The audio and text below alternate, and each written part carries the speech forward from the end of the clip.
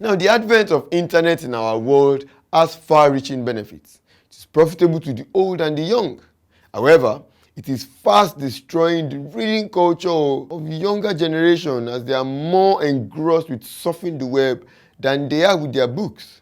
Like the internet has its advantages and disadvantages, the solar panel also has its usefulness and limitations.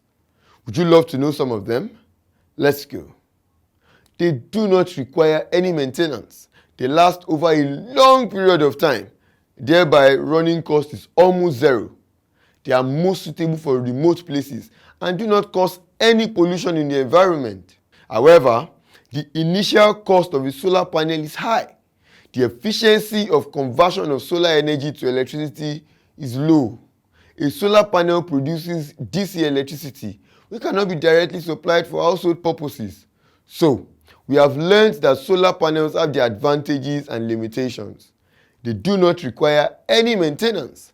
They last over a long period of time. Their running cost is almost zero. They are most suitable for remote places and do not cause any pollution in the environment at all. However, the initial cost of a solar panel is high. The efficiency conversion of solar energy to electricity is low. A solar panel produces DC electricity which cannot be directly supplied for household purposes. I'm sure you understood the class. I'll see you in the next one.